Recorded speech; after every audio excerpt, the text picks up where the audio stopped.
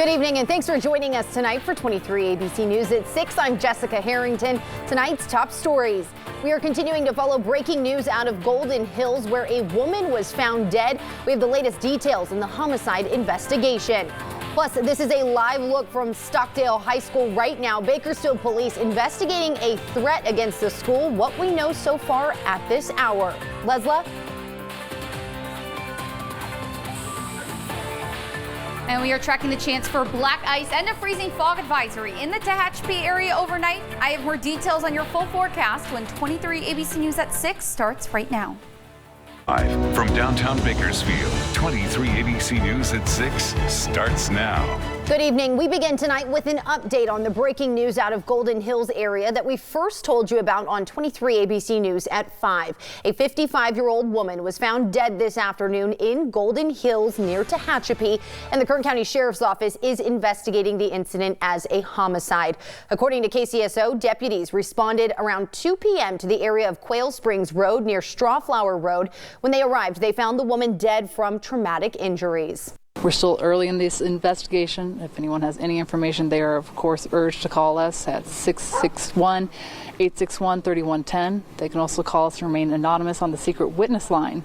That is 661-322-4040. This, of course, is still a developing story. We will continue to have the latest updates right here and online at turnto23.com. Now to more breaking news tonight, this time out of Bakersfield. This is a live look at Stockdale High School where the Bakersfield Police Department is currently investigating a threat made against the school that was made on social media. You can see Bakersfield police are on scene. Several officers up near the practice field there, and several of those police vehicles also still on site. We are still waiting to hear more details on exactly what is going on and whether or not that school threat was credible or not. The scene is being live streamed on our 23 ABC Facebook page. We'll continue to keep you updated as we learn more information right here and online at turnto23.com. Now to an update on a local veterinarian who had his license suspended following a routine procedure. 23 ABC News first told you about a Southwest Bakersfield vet office back in March of 2017. And now they're facing new allegations tonight from a local cancer survivor who says the same vet is responsible for her service dog's death. 23 ABC's Tori Cooper spoke to the woman earlier today. She joins us in studio with more on the woman's claim and the case the state board officials are now building on the local vet here in Bakersfield. Tori? Yes, back in 2017, we first told you about Four Paws Pet Hospital veterinarian Mukon Sandhu, who state officials say was placed on probation for a botched routine procedure. But now another woman is claiming her emotional support dog died following a visit to Sandhu's office, and she's looking to take action to ensure other pets are not harmed in the future.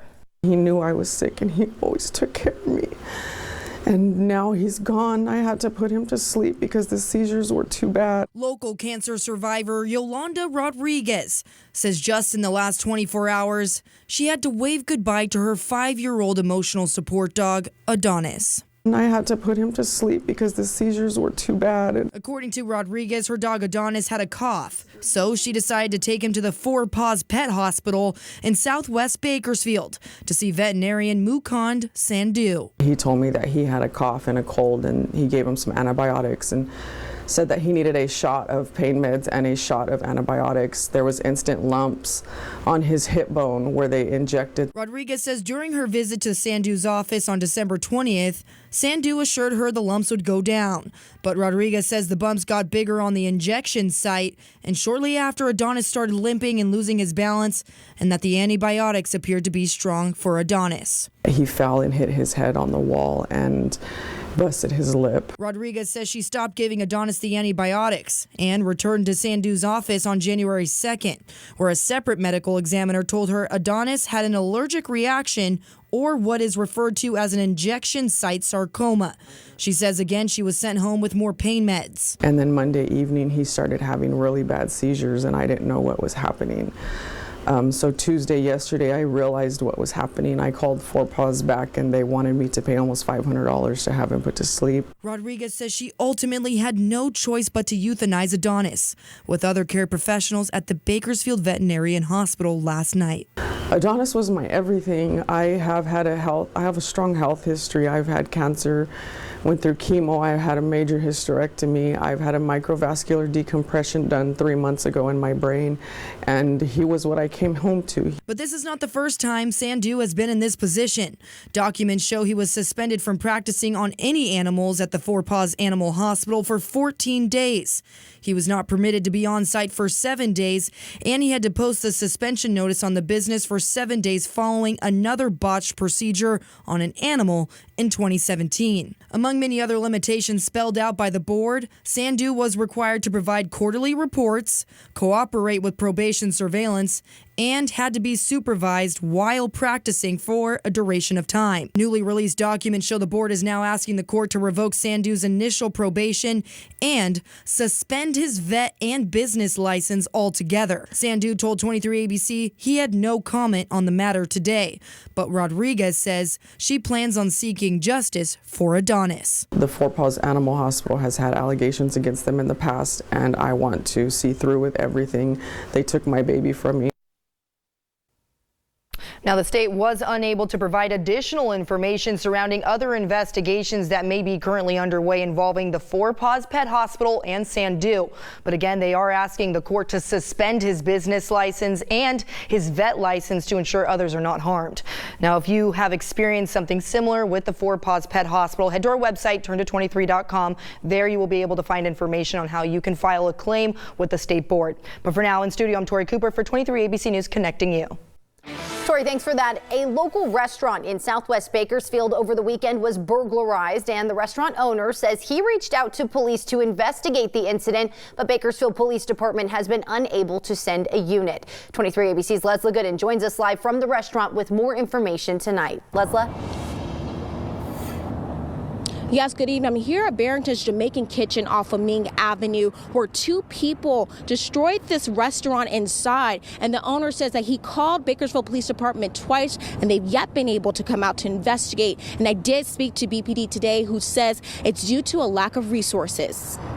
Around 9:30 a.m. Sunday morning, Barrington Lewis, owner of Barrington's Jamaican Kitchen off of Ming Avenue, says that he found his restaurant broken into like this, with glass covering the floor, a window broken by this rock, 2 iPads missing, and totaling $1,500 in damages. I still open at 11 o'clock that same day. I was serving food at 11 o'clock. I was using my cell phone as my POS system because my cash register was messed up. And so I was still able to make transactions. And it was just another day. Lewis says he immediately called Bakersfield Police Department on Sunday to report the crimes and was told that officers would follow up with a call or by a unit, but they never came. And Lewis obtained this surveillance video from neighboring business Wiener Schnitzel of the alleged burglars and called BPD again to follow up. I called 911 again yesterday, that was Tuesday, that the perpetrators were in the area, and I spotted them, and they took information such as the height, the color of the clothes they were wearing, and they said thank you, and I was expecting someone to come out again, and nobody came out. Lewis says that he did receive a call from BPD late Tuesday where they apologized for the delay, and today I spoke with Sergeant Nathan McCauley of the Bakersfield Police Department, who shares that Lewis's information was taken down through the telephonic reporting system, and adds that the delay is due to lack of resources available. I'm not happy as being part of this organization to know that we have calls that would hold for 3 days, 4 days of any kind of call. I would like to go to any of these right away here, but we do have to deploy the resources appropriately to, again, with human life being of paramount importance. Meanwhile, Lewis, who is known for donating all of his leftover food at the end of each day to anyone in need, especially homeless individuals, because he does not believe in throwing food away, adds that with a heavy heart, he may know who the culprits are. You could call it hearsay, but the people who broke in were also homeless, I discovered. And so to be able to try to help these people in terms of feeding, and to find out that someone in the group maybe, would violate is pretty disheartening. And I also asked BPD, what can individuals do if they find themselves with an investigation that is delayed? And they said to make sure you keep all surveillance video and any evidence as well. And Mr. Lewis said that he will continue to feed individuals in need. And the Bakersfield Police Department did add that he did reach out to Mr. Lewis as well. For now, in Bakersfield, Leslie Gooden, 23 ABC News, connecting you. Well, we are on storm watch as we head into the overnight hours as well as for your Thursday. But throughout the day today, we have been tracking reduced visibility, especially fog in the mountains. So this is from our 23 ABC weather watcher, Tony Wright. This was the fog this morning in Tehachapi. I mean, you can barely see the speed limit signs. And I want to also share a photo from Richard Haas. This is ice on his vehicle antenna. So any of that fog could be freezing to areas on your vehicle like the antenna or even the ground. So we are tracking the chance for that black ice in the Tehachapi area. Also tracking a freezing fog advisory until 10 a.m. So something that we will be keeping a very close eye out for. But that black ice may develop along Highway 58 over the Tehachapi Pass. But we are tracking our next storm that is going to be arriving on Thursday, bringing the chance for those showers here in the valley, but also snow in the mountains. I have more details on our next winter storm coming up next. Trauma presents itself in many different forms, but for parents of premature babies, it can take on a new life. One local mother says she still deals with PTSD nearly 2 years after her son was born at just 24 weeks old. 23 ABC's Emma Lockhart joins us in studio with more on how doctors are now acknowledging the trauma that forms following premature births. Emma? 28-year-old Jessica Doxey says the images of her premature son Kaio in the NICU stay with her till this day. She describes how those memories of Kaio fighting for his life resurface in flashbacks that are sometimes debilitating. Tonight, she is speaking out in hopes that her story of trauma resonates with other parents dealing with the same pain. Jump! Yeah. 1, 2, 3, jump! Jessica Doxey finds joy in the little things, like her son Kaio's laughter.